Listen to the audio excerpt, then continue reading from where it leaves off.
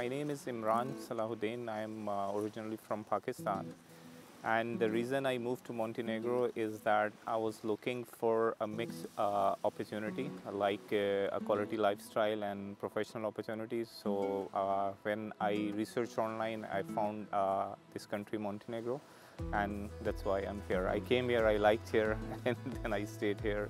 I started my company, and now I'm living here. In terms of opportunities, I see that Montenegro has some good opportunities here. But coming to Montenegro, it depends. Like for me, it was not easy to come here in Montenegro because we don't have any embassy here in Pakistan of Montenegro. So I have a US visa, so I came on that visa.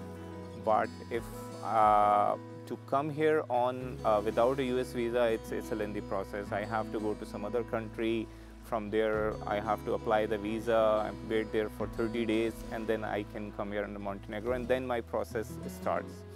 So registering a company was really easy. It was a pretty straightforward process, and I got all the papers ready.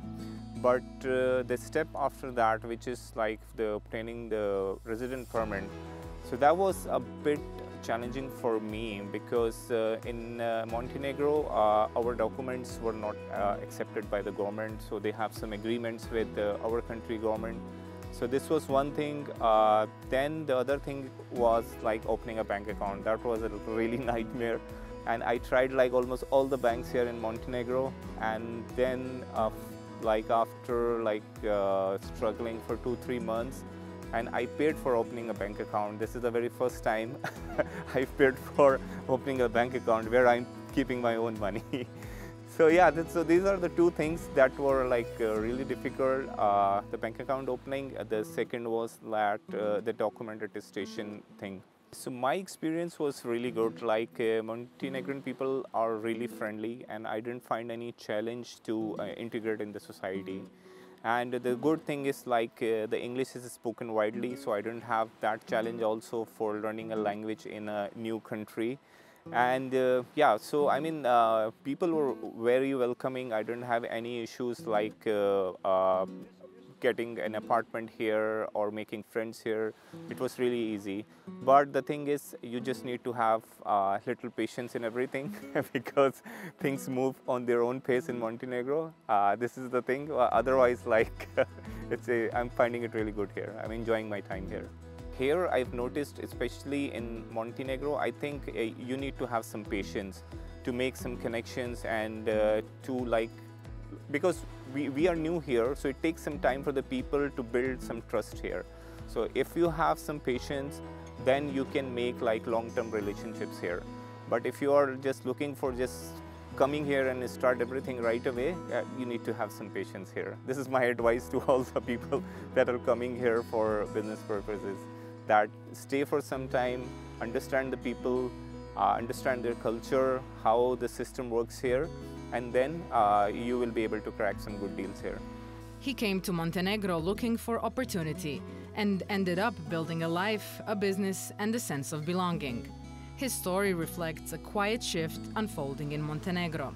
As locals continue to leave and key sectors face growing labor gaps, the country is becoming home to more foreign workers, not just in tourism and construction, but in skilled industries too. Yet, as the numbers grow, integration remains a work in progress. This episode looks at what it means to arrive, to stay, and to belong in today's Montenegro. I speak about these topics with Imran Salahuddin, a foreign worker and IT founder, David Perčobić, Director General of the Employment Agency of Montenegro, and Christopher Sheldon, World Bank Director for Bosnia and Montenegro. So we're back for the second episode of our conversations on the labor migrants in the Western Balkans. This episode will be focusing on Montenegro specifically. And here with me today are Mr. David Perčobić, who is the director of the Montenegro Employment Agency, Imran Salahuddin, who our viewers have had a chance to meet in the introductory story, and thirdly, Mr. Christopher Sheldon, World Bank Director for Bosnia, Herzegovina, and Montenegro. Welcome to Al Jazeera and to this timely and important conversation. Mr. Perčobić, you know, in the region in the past few years, we've started to see these changes. Our region is, as much as we are mixed between ourselves, it is quite homogeneous, and then it's quite noticeable when all these foreigners all of a sudden start appearing. So maybe we start with asking, how does the migration policy of Montenegro and everything that is in place at the moment prioritize integration and social cohesion between the locals and the workers? Well, as you said, Montenegro is really a small country in terms of numbers when it comes to population, and it's really noticeable when we have high levels of numbers and influx of migration workers coming in Montenegro. It's quite noticeable in small communities, as our cities are quite small, other than Podgorica, which is the capital, but definitely it's I wouldn't say it's as you know, colleague said, it's really we're quite welcoming people, so it's not that difficult for us to accept any migration workers and foreigners in order to you know, introduce them to our labor market. But actually it's quite difficult for them to get in our system, and we definitely provide certain assistance coming from the Employment Agency of Montenegro in integration process through different workshops, you know, how our labor market works, what are the expectations coming from the employers in the market, and so on. So we're really trying to provide full service, either professional and non-professional, in every possible way that we can, to help them integrate in the society and actually provide the same rights to, maybe if not equal rights as it should be, to migrant workers and our regular domestic workforce. So definitely we're, you know, giving our best. The best part of Employment Agency of Montenegro is that we have representatives in each city in Montenegro. We're covered in full regionally, so basically we can provide all the assistance necessary to all the migrant workers in order to properly introduce them to our society and system working, and definitely provide them in the best possible way the administration process of you know, getting all the licenses necessary for work. And definitely it's quite interesting and challenging to see that process in motion. And you know, it's changing on a yearly basis, because as it's interesting to see foreigners and foreign migrant workers coming in Montenegro, it depends also on their structure when they're coming from. In the near past, we had people coming mainly from Western Balkans region. Either it's Serbia or Bosnia, Albania, but now it's changing a lot. Now, for example, we have Pakistan, we have Turkey, and you know, it's the I don't want to say it's a collision, but it's definitely the exchange of cultures, you know, changing on a yearly basis, and I really believe that Employment Agency should take a huge role in it, and we are doing so. Mr. Sheldon, as World Bank Director for these two countries in Bosnia and Montenegro, how do you view the link, the specific link between labor migration and economic development in the region? This is something we could even hear at this conference as an idea. Yeah, I mean, there's a very strong link between migration and economic development. For the World Bank, it's a really important topic for us. We've been looking at this globally. In 2023, we did our major sort of World Development Report was all about migrants, refugees, and society. So we've been looking at it globally, but also across Europe and Central Asia, and then with a big focus here in the Western Balkans. I mean, firstly, the remittances that come from workers abroad. There's a great opportunity for workers in this region who work in neighboring countries to increase their income pretty substantially. For example, if you're an Albanian and you go to work in Italy, typically you make about 3 times as much money as you did if you stayed back in Albania, or if you're from Bosnia and Herzegovina and you go to work in Slovenia, you make about 2.5 times the income, and that accounts also for the differences in cost of living. So it's substantial, and of course that leads then to remittances being sent back to the home country. For Bosnia, Herzegovina and Montenegro, it's almost 10% of the GDP is coming from those remittances. So that's a very positive thing also for families that really depend on that income to stay out of poverty or to improve their quality of life. But it's not just that, it's also the migrants that are coming in can address skills gaps that are starting to occur in these countries. There's been a big out-migration, which is usually seen in a negative light, but as I just explained, there's also some positive in terms of the economic impact of that. But it also takes away skilled workers that leaves then gaps in what the society needs, particularly, if you're a doctor and you go and work abroad, well, that's one less doctor back at home. So that skills gap can be addressed through migration coming into the country. So we see that as also improving development in the host country. And that's where I guess we then have to talk a lot about, well, how do we facilitate that in the best possible way? And Mr. Imran, when you think about your or somebody else's long-term future here in either Montenegro or the Western Balkans, but let's say Montenegro, what does successfully integrated mean to you? Like when somebody would ask you, what does it mean to be successfully integrated here? What does that entail?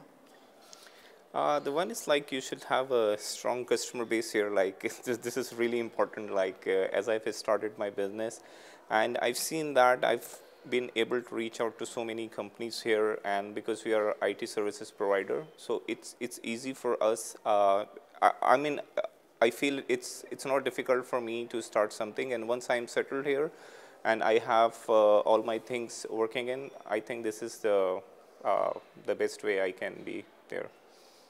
And what about language-wise? Language-wise, I don't see any barriers because when I came here, as I told you, like starting from the airport, finding a working place, finding a good high-speed internet, everything is available here. So I think the facilities are really good in this country, and because I've been to some other countries also, but sometimes it takes time. Like when I landed, like it was very easy to get a SIM card, and everything was up and running, like phone, internet, and so I didn't have any problems in my business. So I just continued what I was doing.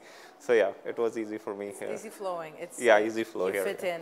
And Mr. David, when we talk about these, the prejudice and about possible real community tensions, due to this prejudice, due to these differences and people not knowing what to expect and people having, believing in these stereotypes about people from different parts of the world. What does your agency and how do you fit into this story? What do you do regarding that? Well, as I mentioned, it's a lot of work in terms of communication, building up the confidence to all the people coming in. But also we're communicating to our citizens as well about that's mostly what I meant. Yeah. It's really important to educate unemployment and unemployed persons in our registry that about the people who are coming. We're also having extensive media communication through different media. How important it is to get qualified migrant workers in our society, that they're coming from different regions, and it's more of a strategic multi-institutional approach that we need to share to a wide public in order for everybody to understand how important it is to have a solid base right now. And why I'm saying this, it's because the unemployment rate it's dropping in Montenegro quite fast. For example, at the end of 2023, we had an unemployment rate of almost 14%. Right now, we're having a one-digit number unemployment rate. I don't want to know exactly this day, but it's 9.9 something. But the biggest concern is that this unemployment rate in the south, it's a little bit over 2%. That's actually negative unemployment rate. Why? Because we don't have enough workers in our registry. So it's, migrations are going to happen either we want to accept it or not. and you know, they are inevitable, especially because we are EU country, first candidate for EU admission in, you know, very soon in 2028, 29, doesn't matter, but you know, migration workers are going to happen even on a larger scale than they're happening right now.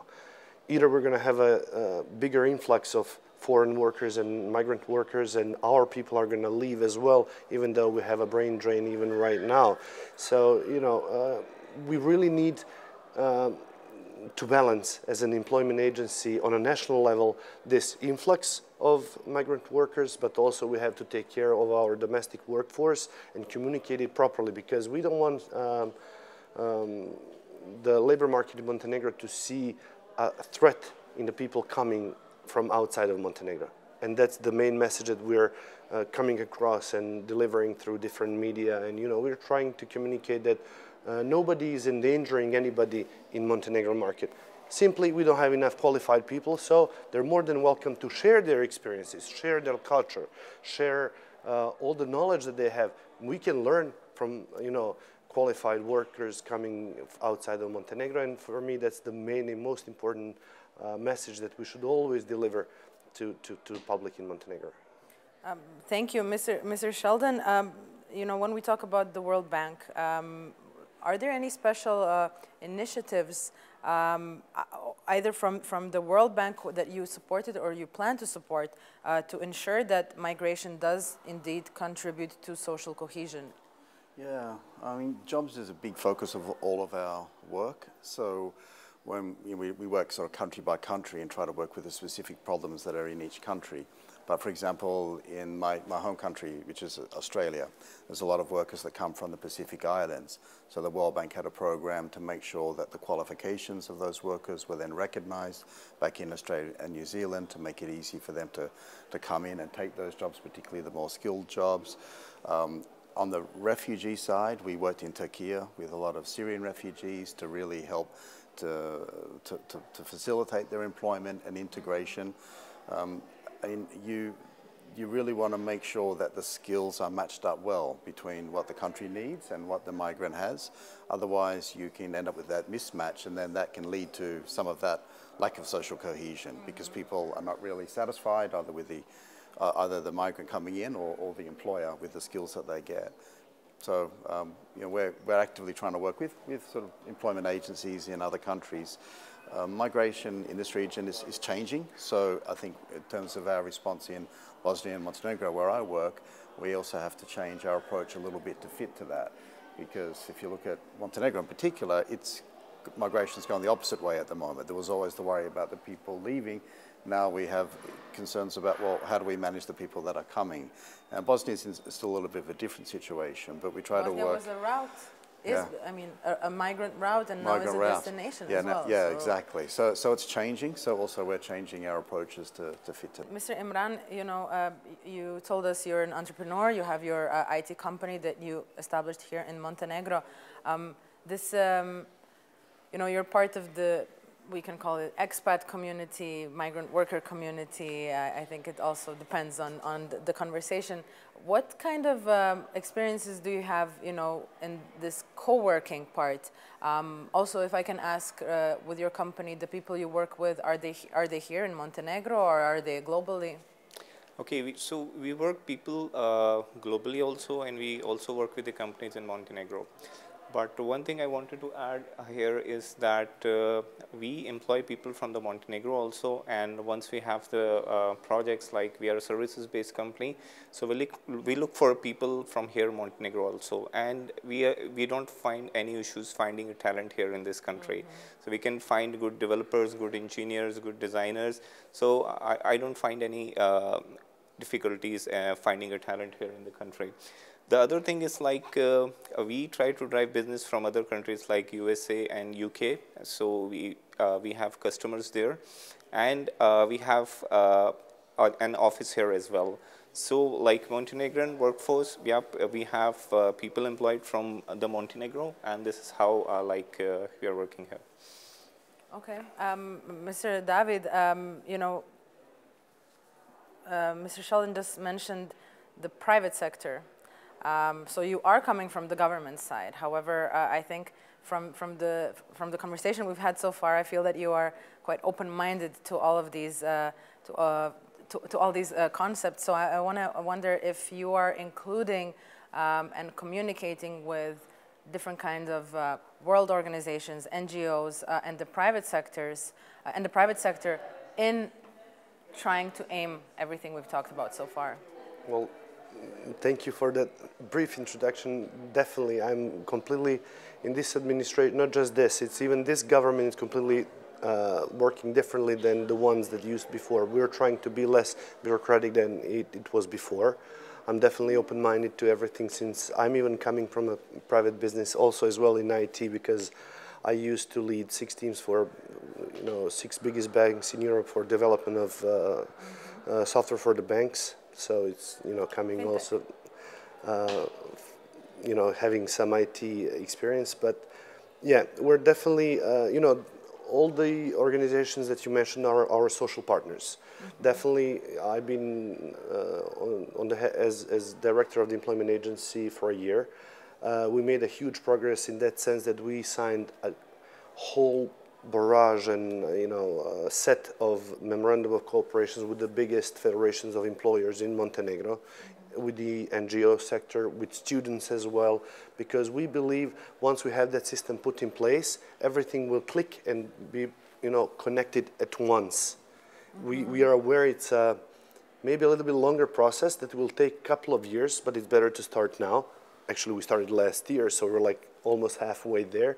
But we see that the importance of great connection with social partners is as important as anything else. Even though we're providing services to unemployed and employers, those are our 2 main users of our services as employment agency, but everybody else depends on employment agency, on our active labor market measures, how much we're going to support them, help them out. But I go, as organization, we go one step further, because we believe that proper connection and communication will even bring better results and this add-on value that we can all share and use in the future. So definitely social partners are, in my opinion, and for me, extremely important in all these processes, especially specifically in migration of workers, as we're talking about it, because they need to absorb it. Yes. Mr. Sheldon, in your global experience, when we talk about integration models, if there are such that we can name them as models, beyond simply legal status of a person, have proven most successful at preventing either ghettoization or forced assimilation on the other side? Yeah, that's a really good question, actually. So we looked across this globe, but also particularly in Europe and Central Asia, and 3 things really stand out. First is the language training. If you can help prepare the migrant better with language skills, it just makes it easier for them to assimilate. Even where English can be widely spoken, like you're in Montenegro, it just makes a person feel more connected in with the place that they're going to. So that can make a big difference. The second one I mentioned earlier about the skills matching, but that's really important. You make sure that the person's skills are the right for the job. So when they come, they're also not feeling like underwhelmed or in the wrong place, or a high-skilled person ends up in a low-skilled job, and there can be frustration there for both employer and for the migrant. But the third one is a lot about fitting into the society, like schools, hospitals. Where do you go for healthcare? Just the social norms can be different. So some sort of support that helps the migrant fit in better into the culture can really help reduce friction, improve cohesion. Whose responsibility is that? Who has to make this bond? I think it's a shared responsibility. I mean, one of the models that we saw with the language training is like the skills were developed in the host country, but the employer from the sending country, the employer from the country that the migrant was going to actually paid for the language training, for example, in order to help them to get that, rather than it being a burden on the migrant themselves to do that. But I think for some of the social cohesion things, the government can play a really important role in that. Some of the countries in the region have these kind of one-stop shops where a migrant can come and really get all of this sort of support and information. So that's a role for government, but it's not just a government responsibility. I think for civil society also there's a role, but also for the employers themselves. If they want to have happy, productive workers that come in, investing in these sort of things also really helps. Okay, and maybe for the end, to wrap this up, I'd like to hear from each one of you, maybe Imran from you, from a personal side, but also as a businessman in this country, what you want to see in the following, in the period that's ahead of us, regarding this topic, what you want to see changed. Mr. David, I'd like to hear what kind of policies and the trajectory you want to see Montenegro go in, but practically. And Mr. Sheldon, for you, what kind of assistance do you think organizations like World Bank can offer countries like Montenegro, Bosnia, and the rest of the region on this path? So maybe Imran, you go first.